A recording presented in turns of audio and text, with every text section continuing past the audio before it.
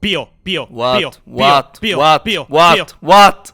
It is January, we have to get back making videos. And because of that, I'm not waiting for you to wake up. I brought the whiteboard down here.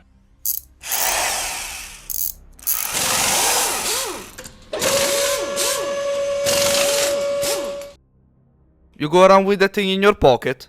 Obviously. You never know when you need to give a college-level presentation on a very obscure piece of 40k lore to somebody. What even is my life at this point?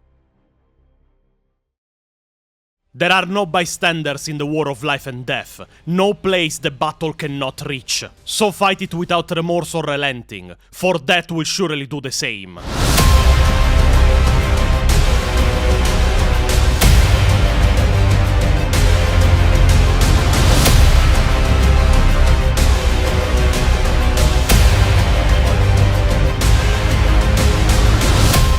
And here we are, 2026, another year gone by. But the holidays are over, time to get back into the lore for good. Today we will talk about the Astra Militarum, also known as the Imperial Guard. This is the second episode of the What Is series for those interested. So I invite you all to check out the previous episode on the Space Marines once you are done with this one. The Astra Militarum in Warhammer 40k is an organization under the banner of the Imperium of Man that oversees, forms, trains and deploys the armies of human soldiers of the Imperium against its myriad of enemies. Colloquially in 40k, and even by 40k fans, they are known as Imperial Guardsmen. This video was extremely requested after our episode on the Space Marines, and to be honest I don't know why. The Imperial Guard is literally a bunch of useless human soldiers armed with flashlights with the life expectancy of 15 hours that are sent to die as cannon fodder. I don't get where all the interest comes from. Pio, think they fell for the bait? Are you really starting this video by rage baiting Imperial Guard fans? Why not? You think you are the only one that can rage bait people and make funny jokes? I write all the jokes that make you funny. It's only fair that some of the fun is done by me. If I am funnier than you with the jokes you write, that is what I call a skill issue. Oh, shut up, you easily customizable comic relief. I will edit a screaming goat in the basement you live in to torture you. Obviously, I was joking. The Imperial Guard is a very interesting faction to explore that is unfortunately plagued by a lot of false myths and memes that make it a bit of a punching bag for the majority of the community. Today we are here to explore them in detail and disband all the myths and memes that people believe are true about them. And by the end of this video, I hope you will have a newfound respect for the mortal soldiers of humanity fighting around the galaxy. But before we start, we wanted to thank all the members of our Discord, the members of our Patreon, and the members of our YouTube channel for all their continuous support and help. We also wanted to announce that, for the people that didn't want to join Patreon or YouTube, we have finally opened also a Ko-fi and a Subscribe Star that will mirror all the rewards of the Patreon. So, for the people that kept asking, your wish has been granted. Also, remember to come say hi to us on Twitch. We are waiting for you there to have a laugh and talk lore while playing 40k games. All links are in the description. That said, let's get into the video properly now. We will start from the beginning, from when the Imperial Guard wasn't a thing yet. Because remember, the Imperial Guard was born as an entity after the Horus Heresy, for reasons that we will explore soon in this video. But before that, it was known with a different name,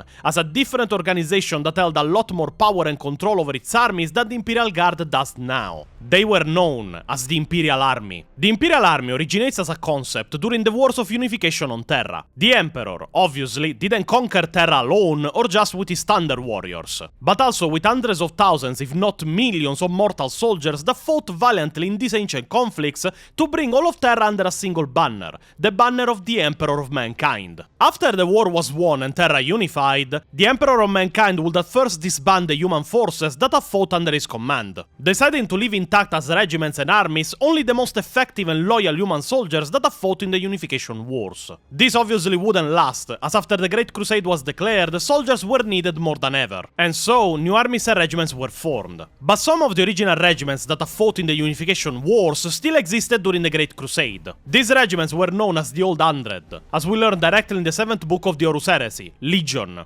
The Geno 5-2 Chiliad was one of the oldest brigades in the Imperial Army. An elite force of 1,000 companies, it had a martial tradition that stretched back through the time of the Great Crusade and into the era of the Unification Wars that had preceded it. The Geno was a proud member of the Old Hundred, the strife epoch regiments that the Emperor in his grace had maintained after unification, provided they pledged loyalty to him. Many thousands of others had been forced to disband, or had been actively purged and neutered, depending on their level of resistance to the new order. At the beginning of the Great Crusade, human soldiers were scarce on the battlefields. The bulk of the fighting, at least in the beginning, left to the newly formed Legionis Astartes, with the only requirement bestowed upon conquered or annexed human planets to form defense militias of human soldiers for their own defense. This obviously was the precursor of what will be known as the Planetary Defense Forces. But as the Crusade expanded and more planets were annexed, what was already a problem became an urgency. There weren't enough Space Marines to fight all battles the Imperium had to undertake. It is then that the Imperial Army truly took form, recruiting good chunks of the planetary militias that were being established on the newly conquered territories of the Imperium of Men. The Emperor would order these human forces to be adequately trained, organized, and sent into battle, grouping them under an organization known as the Exertus Imperialis. Exertus Imperialis. The Exertus Imperialis was the vast organization of the Imperium's mortal military, comprising billions of second-line and support troops, functionaries, laborers, void crew, logisticians, almoners, adepts and staff officers, and the countless quantities of weapons, equipment, war machines, void conveyances, and warships they needed. While there were a few million Space Marines, the untold billions of the Exertus made the Great Crusade a reality. Within this vast body of men and women under arms were many divisions, each created to serve a singular purpose, and each a vital cog in the vast Imperial war machine. These included the highly specialized void troops of the Solar Auxilia regiments, the well-armed and thoroughly trained battalions of the Imperial Army or Imperialis Auxilia, and the innumerable ad hoc provincial militias raised for planetary defense. The Exertus was ultimately the responsibility of the Officio Militaris on Terra, but in practice their numberless ranks were commanded by the principal agents of the Great Crusade under the War Council, particularly the Primax and almost every significant body of the Great Crusade host, from the Navigator houses to the planetary governors, could call upon the Exertus Imperialis to obey them. And the number of human soldiers deployed in the Great Crusade and all of its battlefields pretty much made up 90% of the Great Crusade. Remember that even at the extreme height of the legions during the Great Crusade, the maximum number that all legions reached while they were loyal can't surpass 2.5 million Space Marines, that while a deadly force, are obviously not enough to be deployed everywhere. The majority of the fighting, in fact, was done by the Imperial Army itself during the Great Crusade. It was the human effort that made the Crusade a resounding success. The Space Marines intervened only when all other forces were insufficient to achieve victory, or where the amount of human lives lost to achieve it would have made the effort unthinkable. But obviously, not all battles are fought on the ground. And it is here that we get another organization of the Imperium during the Great Crusade, the Armada Imperialis. Armada Imperialis. The Great Crusade was the most ambitious military endeavor ever attempted. It was a campaign fought on worlds without number, across star systems, on expeditions into interplanetary gulfs, and into the entropic darkness of the intergalactic horizon. Conquest of the Void was only made possible by the Armada Imperialis, the Imperial fleet.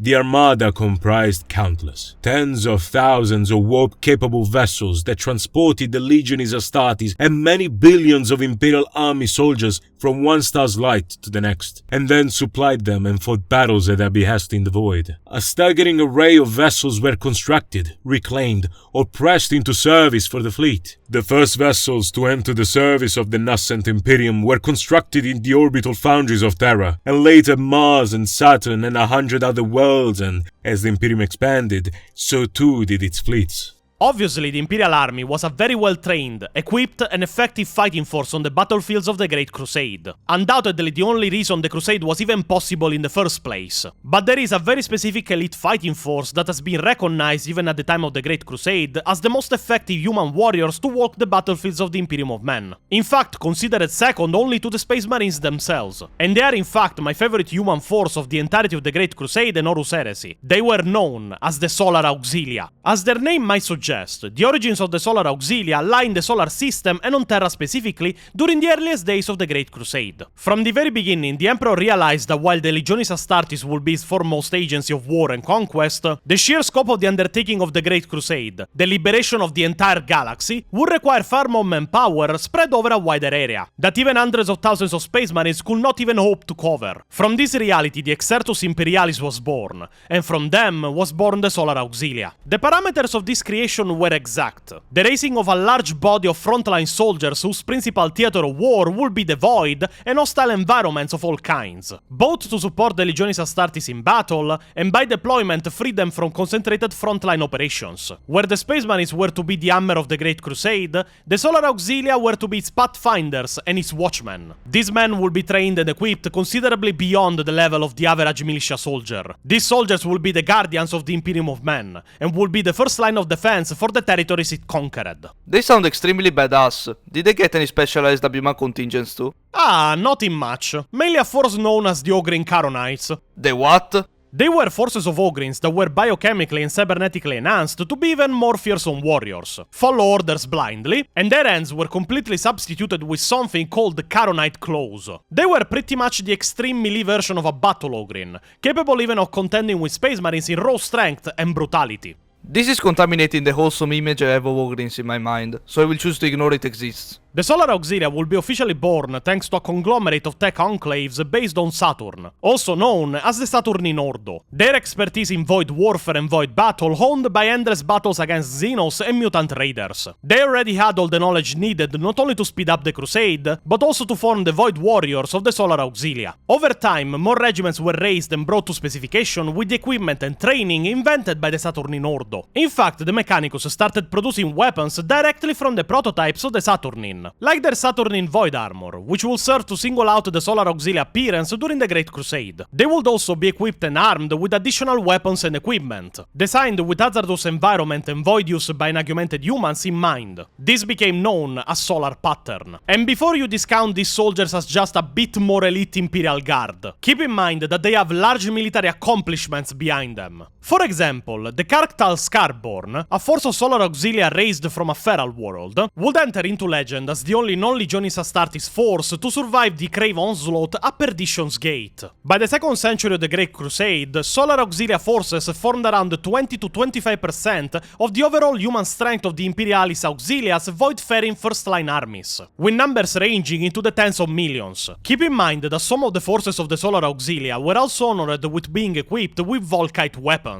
also known as Space Marine Killers. And obviously they were also equipped with lots of variants of tanks and heavy armor. But that is research better left to you. This video is an introduction to the Imperial Guard as a whole. So, let's just close the section of the Solar Auxilia with some insight on how they were seen in the Imperium of Men as a military force at large.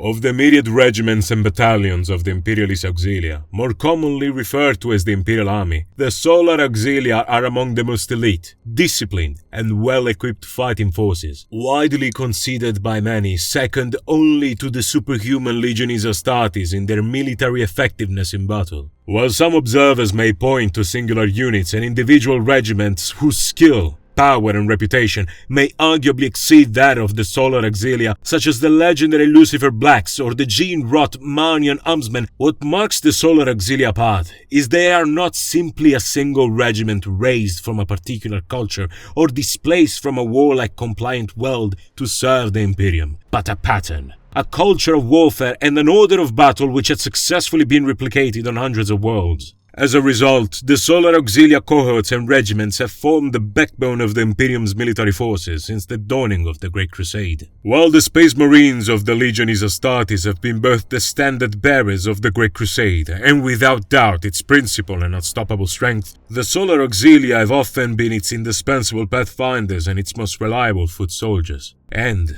as the Imperium expanded to encompass thousands of worlds, its first line of protection against those who will destroy it from without or disturb its peace from within. But many people will have already noticed a problem when it comes to both the Exertus Imperialis and the Armada Imperialis. They are both organizations that must obey orders by both Space Marines and Primarchs. When the Horus Heresy erupted, heresy spread very easily inside the Imperial Army. Forces that had served under the now traitor legions obviously joined them in their efforts, fracturing the Imperial Army itself into warring factions on both loyalist and traitor side. But the biggest problem this brought, removing the amount of enemies the loyalists were now facing, was that with both the Navy and the armies of humans to their command by design, the Space Marines and the Primarchs were now the ones dictating what to do. This is the only reason the Horus Heresy was as devastating as it was. The traitor legions pretty much orchestrated the turning of many of their human forces, that also served as their main method of transport and support during the Horus Heresy. After the end of the Heresy and the defeat of the traitor legions on Terra, the Space Marines were not the only thing that was reorganized. The Imperial Army suffered major changes that will turn it from what we explained until now into the Imperial Guard we know today. Let's examine exactly what these changes were before getting into the current Imperial Guard forces.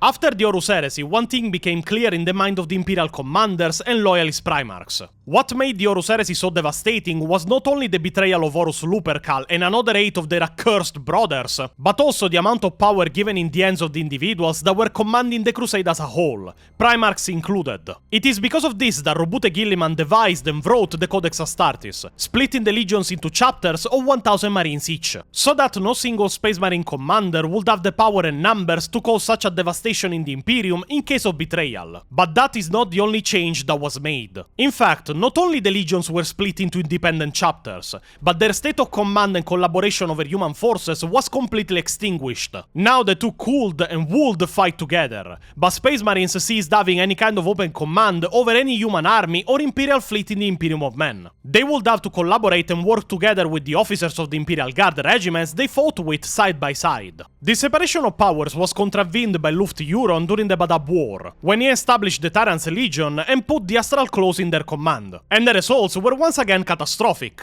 To learn more about that story, check out the playlist of the Badab War on our channel. For the Imperial Army itself instead, the changes were even more massive. The Imperial Army as an entity ceased to exist completely. The command of the ground forces was split from the command of the Imperial Navy, creating two separate entities that were independent of each other while still collaborating together: the soldiers of the Imperial Guard and the fleets of the Imperial Navy. In the aftermath of the Horus Heresy, massive changes were implemented to the forces of the Imperium. To prevent the possibility of large-scale rebellion occurring again, the titanic armies of the Imperial forces were divided. The Space Marine legions were split into chapters. The Imperial Army as it was ceased to exist. The link between fleet and army was severed. Never again will ground commanders be given direct control over interstellar ships. From its ashes were born the Imperial Navy and the Imperial Guard. The Imperial Guard was reorganized into smaller units known as regiments, and centrally trained commissars were universally introduced to watch out for disloyalty. The interdependence of the newly formed Imperial Guard, the most numerous of the Emperor's troops, ensured that should the regiment turn against their oaths, they would not be able to spread their treachery beyond a single world. And should the Navy fleet mutiny, then they will not have the ability to resupply or deploy ground troops. The Imperium had learned a painful lesson following the dark days of the Horus Heresy. And the separation didn't stop there. One thing you will notice by reading many Imperial Guard books is that also individual forces inside the Imperial Guard regiments were made independent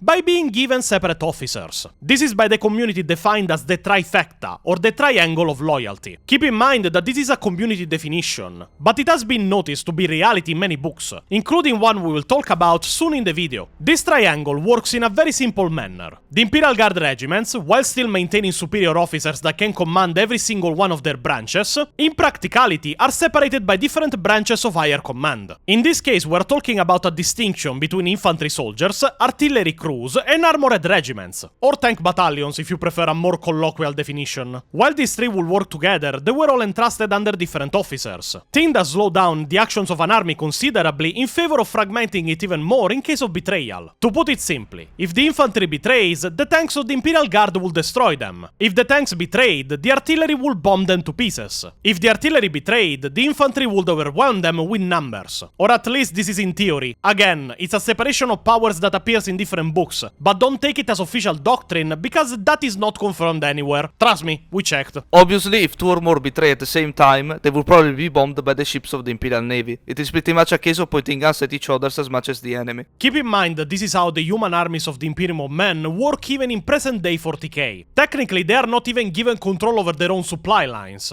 That is a job that is instead entrusted to an organization that technically existed during the Great Crusade, but became official only a long way down the line, known as the Departmentum Munitorum, which is pretty much the bureaucratic and administrative branch that oversees the production, requisition, shipping and distribution of everything that the Imperial Guard needs, with some exceptions for specific Mechanicus-controlled equipment like for example Baneblades. The Mechanicus produce these tanks exclusively, and even decide who can crew a Baneblade, just for reference. But until now, we have talked very generally of the human armies of the Imperium of Men. But this raises an even more interesting question. Practically, what is an Imperial Guardsman? And this question, I feel, is extremely important, because the community is rife with misconceptions, false myths, and straight-up memes that they think are canon because people and even other lore YouTubers repeat them constantly. Today we will disband all of them, and teach you truly what an Imperial Guardsman is. Let's start from a practical standpoint. The average equipment of an Imperial Guardsman. Now, obviously that would require a very long tangent because there are very many infantry formations that use different weapons, different armors and such. So we're keeping it more on the general side. The average equipment of the average Imperial Guardsman. If you want to know more about their equipment in detail, you just need to read the Imperial Munitorum manual. You find all info there. Obviously, with the fact that they are Imperial soldiers, they need to be provided with everything they could need on a battlefield. And that is pretty much true. While many people think that the Imperial Guard is just a bunch of random idiots given a lasgun, a shirt and told to charge the enemy, that is very far from reality. They are given tons of equipment. From their uniforms to even fully equipped medipacks to provide first aid on the battlefields to themselves and others. But there are two things specifically that are explained wrongly a lot of the time, which is the Imperial Guard flak armor and the Ambo lasgun. Let's start from the armor. The flak armor might be misunderstood a bit because of how easily usually is torn apart in war, but in reality it is actually a pretty decent piece of equipment. A flak vest is usually a chest plate formed of composite material that becomes rigid when a pressure or energy threshold is reached, such as the impact of a bullet, laser pulse, or close combat weapon. Against most forms of weapon, the flak vest will be sufficient protection, but obviously will not stop bigger bullets or the claws or strength of giant creatures. Usually if a soldier is expected to fight on battlefields where that kind of equipment will not suffice, he will be issued with more resistant pieces of equipment if possible, like carapace armor, rigid plates of Armaplast or ceramite molded to fit parts of the body. This armor is obviously bulkier and heavy, so it is a trade-off of more protection at the cost of mobility. Once again, this varies from regiment to regiment, so don't take this as a fixated rule. It depends on the regiment and the available equipment. If there is nothing more than a flak vest, you will go to battle in just a flak vest. And now we come to the biggest misconception that people have about the Imperial Guard, which is their usual weapon of choice, the lasgun. Now, I'm sure everyone heard of the meme of lasguns being just flashlights deployed against the enemy. Pretty much a useless weapon given to a disposable human soldier that is not expected to come back. But that might not be farthest from the truth. Obviously, we will not talk of all lasgun variants because we will be here all day, so we will talk only of lasguns in general. Just know that there is a shit ton of variants, some more advanced, some less, some more powerful, some less. So if you are interested in it, look it up for yourself. The lasgun by people is discounted as an extremely shitty weapon, but in reality, and I will explain you why in detail, it might be the best weapon available to humans in all of 40k. I can see you there, typing in the comments already that bolters are better. Stop it, listen first. Lasguns or las rifles, as the name should make you understand, are in fact laser weapons. Lasguns fire an explosive energy blast with a similar effect to a bullet or small shell. They are powered by a power pack that is attached under it like a magazine and that operates at 19 megatouls usually, giving an optimal balance between lethality and energy efficiency. Usually they also have fire selectors for single fire or full auto. Now, obviously being a laser weapon of modest potency, it is mainly made to strike at targets that are not heavily armored. Canonically, being a laser weapon, it should also not have any kind of recoil, even if 40k writers still can't agree if they do or don't have it, as both cases are presented in different novels. Also, by the fact that it is not a bullet weapon, while suffering in many cases in range, as obviously the farthest you are from the lasgun, the less powerful the energy blast that reaches you will be, there is a trade-off with the fact that the last bolts don't suffer the effects of gravity. Pretty much where you are aiming, regardless of distance, you are hitting that exact spot. No need for compensation or adjustment for wind and such. Even if, once again, if you want to strike at distant targets, you need a long glass, which is pretty much the last version of a sniper rifle. However, keep in mind that the fact that it is a laser means that it also causes thermal damage on it, meaning the moment a lasgun strikes flesh, it will instantly superheat any water or liquid it comes into contact with. And this will pretty much cause a miniaturized explosion caused by liquids evaporating in your body, which is a good explanation as to why lasguns are extremely good at taking away limbs when used against enemies comparable to humans, or even traitor humans. If you want a specific example, at the beginning of the first book of Eisenhorn there was a lasgun shootout. Whoever was in the way was literally cut to pieces because of the last bolts flying around. The lasgun is also extremely efficient as a weapon. The barrel is at least good for 2000 shots at normal power levels before it needs replacing. Also, the power packs carry with them enough energy to deliver hundreds of shots before the guardsman needs to reload. And they carry several of them, keep in mind. These are also extremely versatile. They can be recharged using just the energy of the sun, or even just by putting it next to a fire. This obviously will over time damage the power pack, so it is suggested to recharge it at designated recharge stations provided on the battlefields,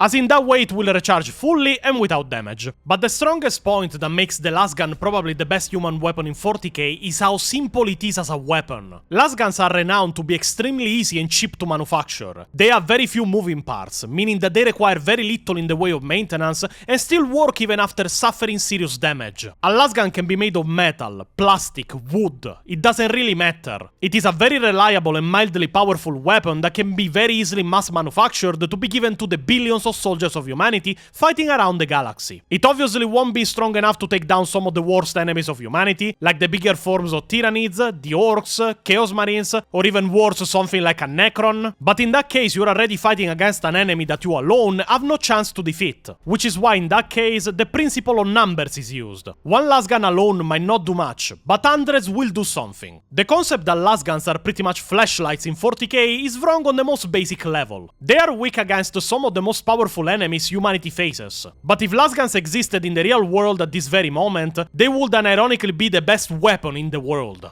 And now we move to the more general misconceptions that have been formed around the faction of the Imperial Guard. Some of the biggest ones coming from a very specific book that is also one of my favorites, and that nobody else seems to have read, being that the misconceptions are still around.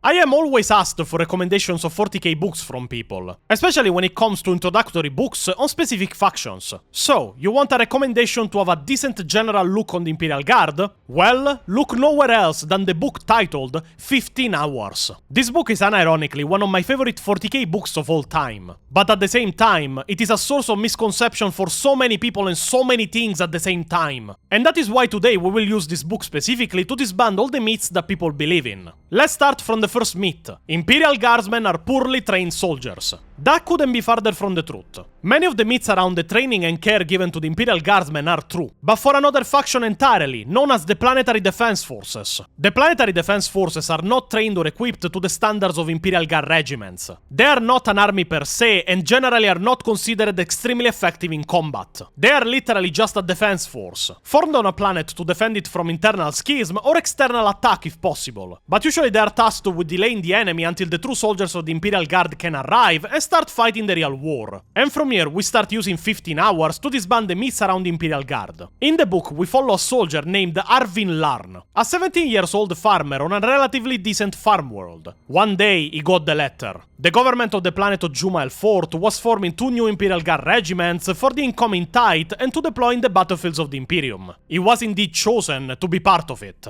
Citizens of Jumael IV, the parchment read. Rejoice! In accordance with imperial law and the powers of his office, your governor has decreed 2 new regiments of the Imperial Guard are to be raised from among his people. Furthermore, he has ordered those conscripted to these new regiments are to be assembled with all due haste, so that they may begin their training without delay, and take their place among the most holy and righteous army of the blessed Emperor of all mankind. From there, the parchment went on to list the names of those who had been conscripted, outlining the details of the mastering process and emphasizing the penalties awaiting anyone who failed to report. Lan did not need to read the rest of it. In the last 2 days he had read the parchment so many times he knew the words by heart. Yet, despite all that, as though unable to stop picking at the scab of a half-healed wound, he continued to read the words written on the parchment before him. From there, Arvin will go on to train for 4 consecutive months in everything that an Imperial Guardsman needs to know. Battle tactics, weapon maintenance, how to treat the wounded in battle or apply self-treatment in case of wounds. He will pretty much be trained in everything that a fresh soldier of the Imperium needs to know. Imperial Guardsmen are not cannon fodder. They are men that are trained extensively and that usually are deployed to calmer battlefields until their regiments and their commanders have acquired enough battlefield experience to be deployed in more serious wars. Which is what happens in this book. When the regiments are sent out, the plan was to send them to quell a planetary rebellion, not an apocalyptic war somewhere around the galaxy. That plan wouldn't really work for Arvin, but we will get soon to that part of the book. This brings us to the second myth.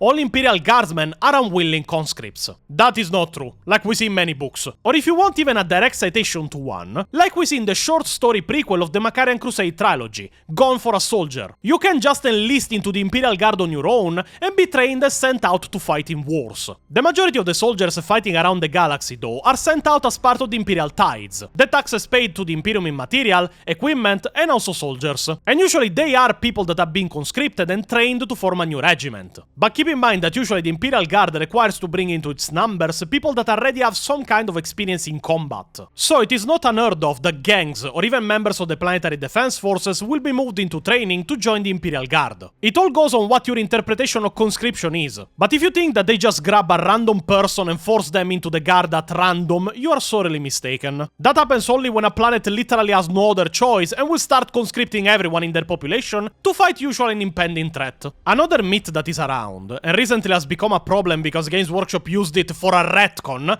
is that the guard is also filled with women. Now, obviously there are women in the guard. I'm not saying the contrary. I am not saying that they don't belong there either. But recently there has been a big discussion around a retcon made in the recent Imperial Guard Codex that said that half of the Imperial Guard regiments around the galaxy are formed only by women. That is utter bullshit. The Imperial Guard is literally the biggest army fighting around the galaxy. But you have to keep in mind something. It is still a military environment. Meaning that while women are present, they are an extreme minority, for a number of specific reasons. First, usually conscription is not enforced on women in the 40k universe unless there is some seriously extreme circumstances. There are some exceptions to this rule, like the Cadian regiments, the Tanit First and Only, or the Katachan Jungle Fighters. But those are exceptions, far from the rule. In 40k, like in reality, women are less effective in combat. This is attributed to a number of factors: muscle mass, bone density, time of reflexes, and such. So while the Imperial Guard is not barred from them, they can still enlist and fight, and there are several very good female characters in the books, they are far from being 50% of the armed forces of the Imperium. In fact, it doesn't make any sense that they will be. Men and women, unless special circumstances are involved, like with the Tanit First and Only, usually need separate regiments, meaning that males and females are never put into the same regiments. They are pretty much gender-locked. For the simple reason that if you are fighting a war, the last thing you want to do is getting distracted by your own carnal instincts. And I'm not joking with this. It is a problem even in real life for squad coherency, or even worse, for unwanted pregnancies in real-world armies. To put it simply, it will cause unnecessary problems that I doubt the Imperial commanders want to deal with. Which is why before the retcon the regiments were gender-locked, never mixed together, and obviously female guardsmen were an extreme minority, for everything that I have explained until now. The change, in my opinion, was done for pandering, and while female presence is certain in the Imperial Guard, it is not 50%. I would be surprised if it's even 5%. I doubt the commanders of the armies of the Imperium have a gender quota to meet in the grim darkness of the far future. This brings us directly to another very irritating myth when it comes to 40k lore. The myth that commissars use the Imperial soldiers they command and fight with as target practice.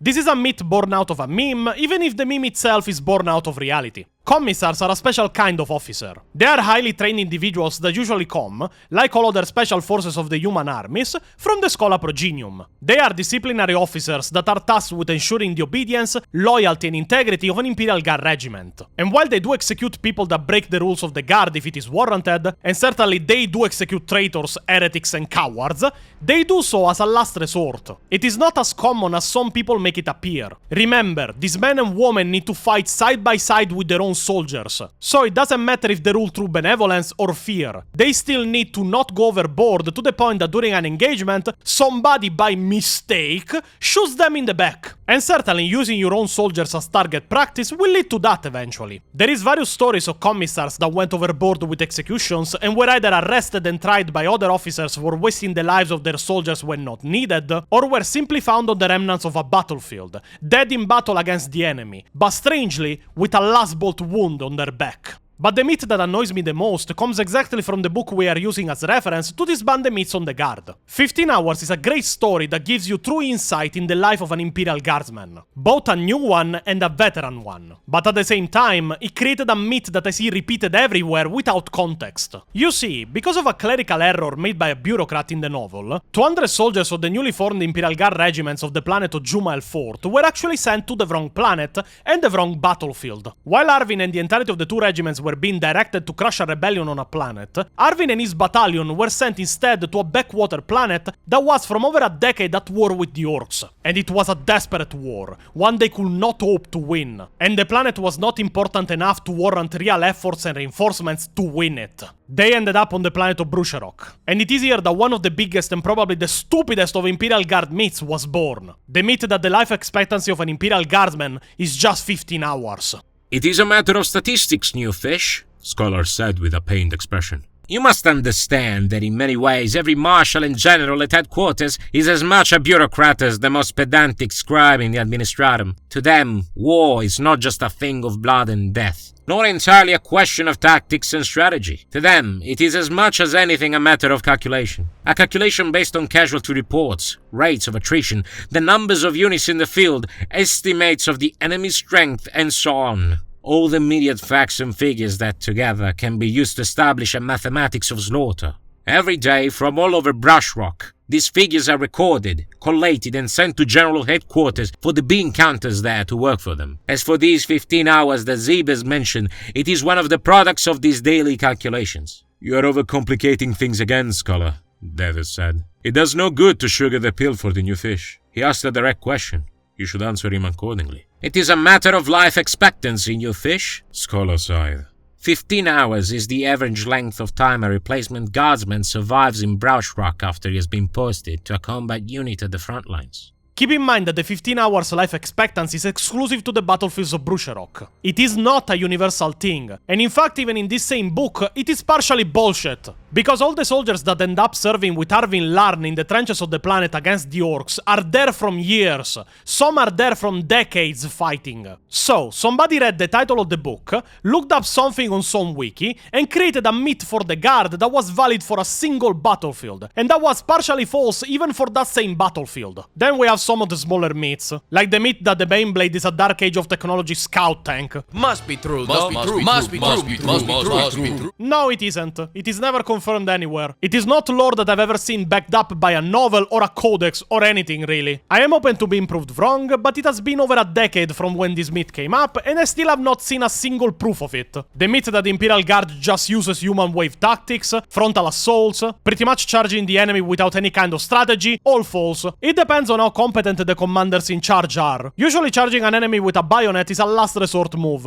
Need I remind you that one of the biggest crusades to ever happen in the universe of 40k is the Macharian Crusade, that we covered in a video of its own. That crusade had very little Space Marine involvement in it. It was for a majority an Imperial Guard effort with human commanders at the head of it, namely Lord Solar Macarius. And they still conquered over 1,000 worlds and defeated millions of enemies in the span of 25 years. The Imperial Guard is a military force, and as such it will always employ strategies to fight. Frontal assault screaming with a bayonet is a rare occurrence. Minor officers, superior officers, hell even generals have at times shown to care about the well well-being and the lives of their men, enough to change battle tactics or punish reckless wastes of life. Lord Solar Macarius was a genuine example of a caring but also strong leader. He risked his life numerous times just to rescue Leo and his other bodyguards. At the end of the Book of Angel of Fire, he spent hours watching the conveyor belt transporting the corpses of the men that had died at Irongrad into the cremation furnace. A last gesture of respect for the men that had died under his command, to be looked over by the men that sent them to their deaths. There is also the completely nonsensical myth of the Guard always taking extreme casualties. They do on some battlefields where extremely violent wars are fought, like Armageddon, Cadia, Vrax, but once again, apocalyptic wars like those are rare even in the Imperium of Men. And even in the case of extreme casualties, do I need to remind you that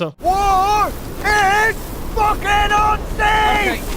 And the last myth that I want to disband for this video is the myth about the Imperial Guard being the sledgehammer of humanity. While they technically are in a way, as they are the majority of military forces deployed around the galaxy, it is a bit of a problem of context once again. Yes, the Imperium throws Imperial Guardsmen at every problem that arises usually, but they don't throw random ones. We will now talk about some of the regiments of the Imperial Guard, but keep in mind that we will not go too much in detail, as each one of them will warrant a video of their own to explain effectively. Can't we just skim the wikis and repeat what they say in a very convincing manner so that nobody questions if it's true or not? Who do you take me for? An Australian? This is at the same time specific enough and not specific enough to be precisely somebody. I am confused. The Imperial Guard is formed from a myriad of regiments that originate from thousands upon thousands of worlds. So naturally, the Imperial Guard comes with its fair share of diversity of combat doctrines and specializations. Let's name a few regiments and let's explain what they specialize in. The Armageddon Steel Legion, specialized in fighting in inhospitable environments and, since they originate from the world of Armageddon, which is renowned for producing weapons and vehicles in massive quantities, the Armageddon Steel Legion has the privilege of being equipped with considerably more tanks than many other regiments, that they make use of with their armored formations as souls. The Attilian Rough Riders, coming from the world of Attila, that usually are used as specialist units of cavalry scouts for the Imperium of Men. The Catachan Jungle Fighters. They are also experts of inhospitable environments as they hail from the world of Catachan, that is renowned to be a deadly jungle death world. These men are considered some of the most elite soldiers of the Imperial Guard. Extremely resourceful and uncompromising warriors, experts of jungle warfare and guerrilla warfare involving brutal ambushes. If you want an example of a legendary Catachan jungle fighter, just look no further than Stone-Tooth Devil Harker. The Dead Corso Krieg, specialist in brutal trench and attrition warfare. These men are uncompromising and dedicated warriors, specialized in fighting in siege warfare. They also enjoy an higher amount of trust by the Imperium of Men. That gives slightly more liberty to the Dead Corso Krieg siege armies, giving them more forces, tanks, and artilleries to work with in battle. The Elysian Drop Troopers. As their name says, brave warriors that drop behind enemy lines like the 40k version of Paratroopers, specializing in fighting while literally surrounded by enemies and cut off from support. And so on. The Mordian Iron Guard, the Tallan Desert Raiders, the Tanith First and Only, the Valhallan Ice Warriors, the Vostroyan Firstborn, the Vitrian Dragoons, the Jopal Indenture Squadrons.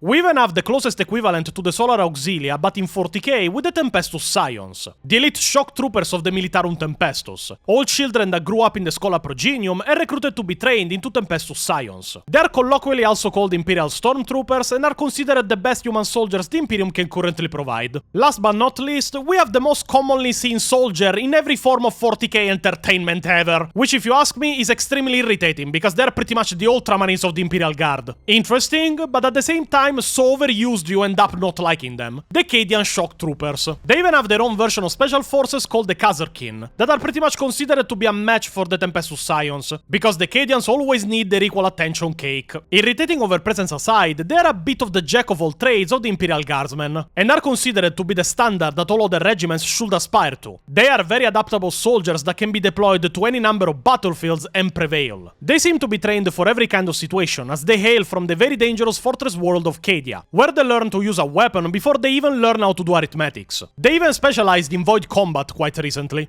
Wait, why? Because they still had to shoot the enemy when the Wheel of Eternity turned Cadia into an asteroid field.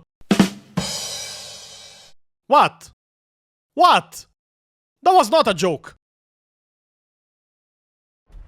So, now you know what in practice an Imperial Guardsman is. Obviously, the Imperium of Men will deploy the most useful and specialized regiments of soldiers to specific battlefields if they have the means to do so. If they don't, they will just send whoever is available, depending on how pressing the war they are fighting becomes. I invite you to do your own research into the regiments because there is very many and they are all interesting, with their separate cultures, doctrines, and rich histories of martial service for the Imperium of Men. Because trust me, like I did in the video of the Marines, I just gave you the most generalist explanation possible for all of them. And now we come to the final part of this video. We have covered the origins of the Guardsmen, we have covered their equipment, doctrines, disbanded many of the myths and memes around them. But there is one last important part to talk about. The Guardsmen are not only soldiers, they are in fact a symbol in the Imperium of Men. See, from the perspective we are often presented while reading of the wars of the Imperium, we get the impression that the Guard is not that important in the grand scheme of things, that the great warriors of the Adeptus Astartes are the center of the universe, the angels of death of the Emperor coming to the battlefields of the Imperium of Men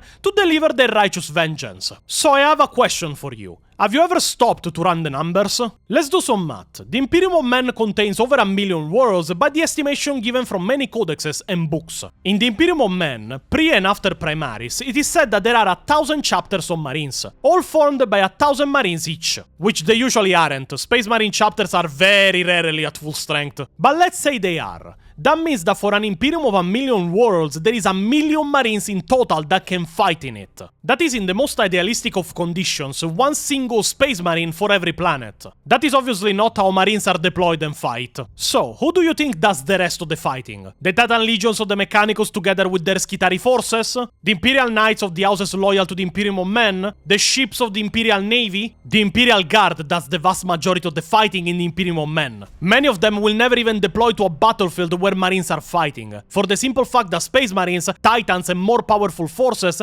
deploy only where they are directly needed, and that only if they are available to begin with. By description, where the Space Marines are a surgical scalpel for special military operations that no other force could hope to accomplish, the Imperial Guard are the sledgehammer that is deployed on every, and I do mean every, battlefield of the Imperium of Men. There isn't one place where a war is being fought where you will not find a guardsman fighting. The billions of men and women fighting in the name of the Emperor of Mankind are the symbol of defiance of humanity in the face of an uncaring and violent universe that threatens the human race at large with extinction at every turn. The last shield against the incoming darkness that threatens to extinguish our light forever in the Milky Way galaxy. Are they all brave souls? No. Are they incorruptible? No. Are they without fear of death?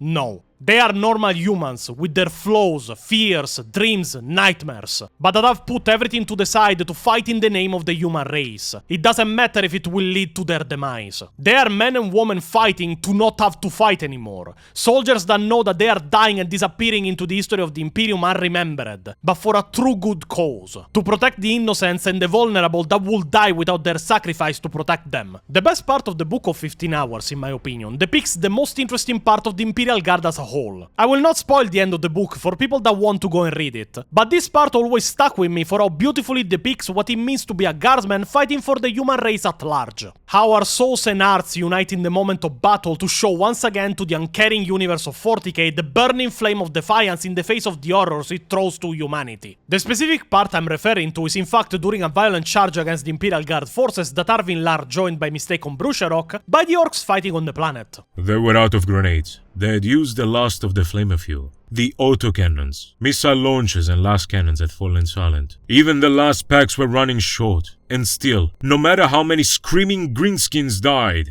the oak assault refused to falter. Standing on the fighting step along one wall of the emplacement, the barrel of his last gun so hot in his hand, now it burnt his fingers, Lan fired the last beam into the face of an orc as he tried to climb over the bodies of the dead towards him. Then another. And another, firing without thought or pause, barely even needing to aim, so thick was the press of alien bodies charging towards him in wave after screaming wave. They were surrounded now, cut off from the other emplacements by vast throngs of orcs, each emplacement a besieged and lonely outcrop amid an endless churning sea of savage green flesh. From the corners of his eye, Lan caught glimpses of the others around him. He saw Bulavan, a lasgun in his hands taken from another fallen guardsman. He saw Davir, Scholar, Zeepers. He saw Chelkar, his expression cool and detached, working the slide of his shotgun to send round after round into the enemy. He saw Vladek, Medical Officer Svenk, the cook, Trooper Skanch, a last pistol blazing in his one remaining hand as he stood beside the others. He saw their faces. Scholar drawn yet steadfast. Bulevan dutiful.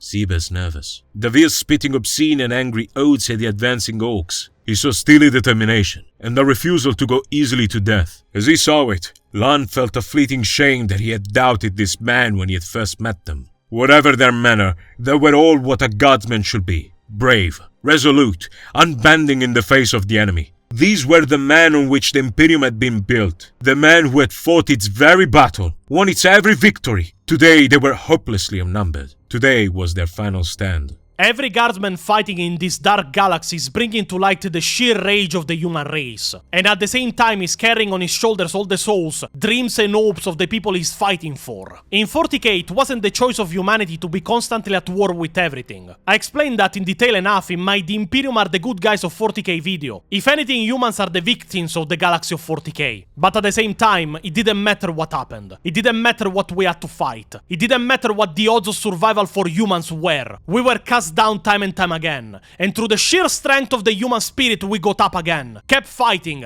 and kept showing the horrors of this galaxy that humans are not weak, that you can kill soldier after soldier with all the might you can muster, but that you will never triumph over the spirit of the human race at large. And I want to close this video with a narration that I think explains perfectly the Imperial Guard at large. It is not canon, keep in mind, it is fan-made, but I think it is still a worthy inclusion to describe what is in 40k, the heart of humanity.